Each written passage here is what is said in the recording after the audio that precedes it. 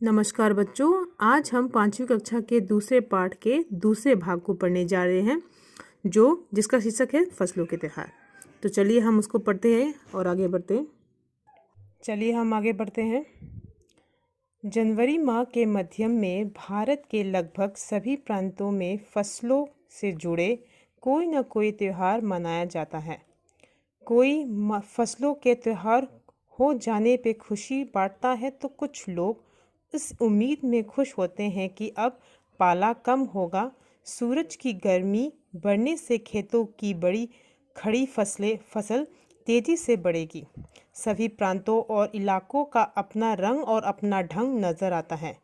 इस दिन सब लोग अच्छे पैदावार की उम्मीद और फसलों के घर में आने की खुशी का इजहार करते हैं।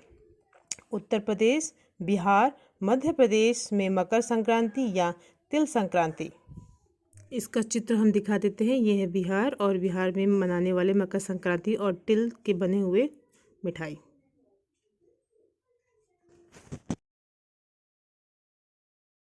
असम में बिहू, और ये है असम, और असम में मनाते हैं बिहू जो फसल से जुड़े हुए त्यौहार है। आप देख ही रहे हैं चित्र में कि किस तरह उत्साह के साथ ये त्यौहार मनाया जाता है। केरल में ओणम, और ये रहा केरल का मानचित्र और उसमें बनाए जाने वाले ओणम के कुछ चित्र आप देख ही रहे हैं कितने सुंदर तरीके से यहाँ फूलों को सजाया गया है। तमिलनाडु में पोंगल, तो ये रहा तमिलनाडु का चित्र और जहाँ पे पोंगल का त्यौहार मनाया जाता है। आप देख ही रहे हैं किस तरह मनाते हैं ये लोग। पंजाब में लोहड़ी, तो चलिए आपको पंजाब के कुछ लोहड़ी का त्यौहार के चित्र दिखाती हूँ ताकि आप ज़्यादा से ज़्यादा इसको समझ सके। देखिए किस तरह ये लोग आग जला के नृत्य करते हैं, अपनी खुशी को जाहिर करते हैं। झारखंड में सरहुल, झारखंड के सरहुल का चित्र आपको भी दिखाती हूँ। देखिए किस तरह कतार में खड़े एक दूसरे के कमर में हाथ डाले हुए नृत्य करते हैं। गुजरात में पतंग का पर्व सभी खेती और फसलों से जुड़े त्यौहार है। इन्हें जनवरी के मध्यम अप्रैल तक अलग अलग समय मनाया जाता है। झारखंड में रसूल बड़े जोश खरोश के साथ मनाया जाता है। 4 दिन तक इसका जश्न चलता रहता है। और ये रहा गुजरात, और गुजरात में मनाते हैं पतंग का पर्व। आप चित्र में देख ही रहे हैं कितने रंग बिरंगे चित्र हैं। अलग अलग जनजाति इसे अलग अलग समय पे मनाते हैं। संथाल लोग फरवरी मार्च में, तो ओराव लोग इसे मार्च अप्रैल में मनाते हैं। आदिवासी आमतौर पर प्रकृति की पूजा करते हैं। रसूल के दिन विशेष रूप से साल के पेड़ की पूजा की जाती है। इसी समय जब साल के पेड़ों में फूल आने लगते हैं और मौसम बहुत ही खुशनुमा हो जाता है।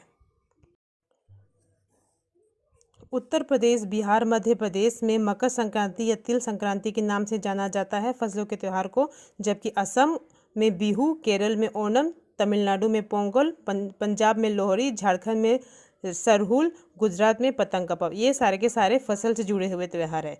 झारखंड की बात करें तो झारखंड में सरहुल को बड़े जोशो खरोश के साथ मनाया जाता है और यहाँ पे सारे जनजाति जो है प्रकृति की पूजा की जाती है।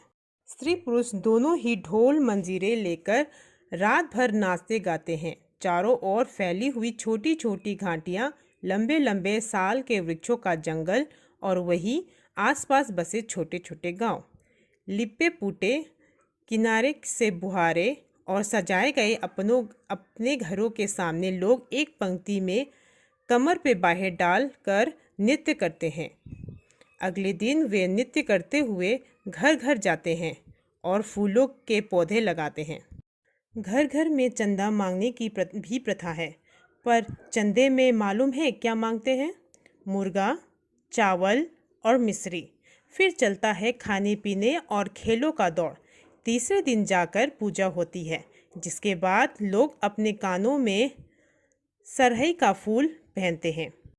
यहाँ पे झारखंड में सरहुल का त्यौहार जो है किस तरह मनाया जाता है यहाँ बताया गया है। लोग जो है रात भर ढोल मंजीरे के साथ नाचते गाते हैं और घर घर में जाके चंदा मांगते हैं और उसी से खाते हैं, खेलते हैं। उसके बाद 3 दिन के बाद पूजा होती है। तो इस तरह वो लोग फसलों के त्यौहार को इसी रूप में बड़े जोश के साथ मनाते हैं। तो चलिए हम फिर आगे बढ़ते हैं। इसी दिन से वसंत की शुरुआत मानी जाती है। धान की भी पूजा होती है। पूजा किया गया हुआ आशीर्वाद धान अगले फसल में बोया जाता है। तमिलनाडु में मकर संक्रांति या फसलों से जुड़ा त्यौहार पोंगल के रूप में मनाया जाता है। इस दिन खरीफ की फसलें चावल, अरहर आदि कट कर घरों में पहुंचती है। लोग नए धान कूट कर चावल निकालते हैं। हर घर में मिट्टी का नया मटका लाया जाता है, जिससे नए चावल, दूध और गुड़ डालकर उसे पकाने के लिए धूप में रखते हैं। हल्दी शुभ मानी जाती है, इसलिए साबुत हल्दी को मटके के मुंह में के चारों ओर बांध देते हैं। यही मटका दिन भर 10:30-12 बजे तक धूप में रखा जाता है। जैसे ही धूप में उफान आता है और दूध चावल मटके से बाहर गिरने लगता है तो पोंगला पोंगल पोंगला पोंगल खिचड़ी में उफान आया के स्वर में सुनाई देती है। कहने का मतलब यही है कि तमिलनाडु में मकर संक्रांति का त्यौहार को मनाने का तरीका अलग है। यहाँ पे नए चावल को जब घर में धान आता है तो उसको कूट के चावल निकाला जाता है। चावल, दूध और गुड़ को मिलाकर एक साथ मिलाकर एक मटके में डाला जाता है और धूप में सुखाया जाता है। जब उसमें उफान आने लगता है तो सब लोग उसे पोंगला पोंगल पोंगला पोंगल के स्वर में सुनाने लगते हैं और उस मकर संक्रांति को उस तरह मनाते हैं। मैं आपको इसका एक चित्र दिखा देती हूँ। दूसरी ओर गुजरात में पतंगों के बिना तो मकर संक्रांति का जश्न अधूरा ही माना जाता है। इस दिन आसमान की ओर यदि नज़र उठाएं तो शायद हर आकार और रंग रूप के पतंगे आकाश में लहराती हुई मिलेंगे। प्रत्येक गुजराती, चाहे वह किसी भी धर्म, जाति या आयु का हो, पतंग उड़ाता है। हजारों लाखों पतंगों से सूरज भी ढक जाता है। गुजरात में तो मकर संक्रांति जो है वो पतंग के पर्व के रूप में मनाया जाता है और हर कोई आसमान में पतंग उड़ाता है और अपनी खुशी का जाहिर करता है। कुमाऊं में मकर संक्रांति को धुंधुतिया भी कहते हैं। इस दिन आटे और गुड़ को गूंद कर पकवान बनाए जाते हैं। इन पकवानों को तरह तरह के आकार दिए जाते हैं, जैसे डमरू, तलवार, दाड़िम का फूल आदि। पकवान को तलने के बाद एक माला में पिरोया जाता है। माला के बीच में संतरा और गन्ने की गंठेड़ी पिरोई जाती है। यह काम बच्चे बहुत रुचि और उत्साह के साथ करते हैं। सुबह बच्चों को माला दी जाती है। वह बहुत ठंडी के कारण पक्षी पहाड़ों से चले जाते हैं।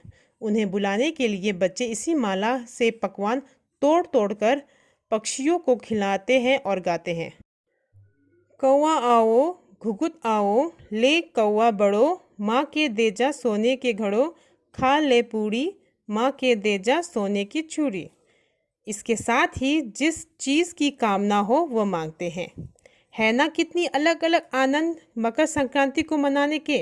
कहीं दूध, चावल और गुड़ की खीर बनाती है तो कोई 5 प्रकार के नए अनाज को खिचड़ी बनाती हैं। कहीं कहीं लोगों के सैलाब नदी में स्नान करने के लिए उमड़ पड़ता है तो ठंड से ठिठुरे रहेंगे पर बर्फीले पानी में कम से कम एक डुबकी तो ज़रूर लगाएंगे। हाल यह होता है कि इस जगहों पर तिल खा रखने की भी जगह नहीं होती। तिल से याद आया, मकर संक्रांति के दिन पानी में तिल डाल के स्नान करना, तिल दान करना, आग में तिल डालना, तिल के पकवान बनाना विशेष महत्व रखते हैं। तुम्हारे घर या इलाके में इस त्यौहार को कैसे मनाया जाता है? इसे खिचड़ी, पोंगल, मकर संक्रांति या कुछ और भी कहा जाता है। या तुम फसलों से जुड़े कोई और त्यौहार मनाते हो?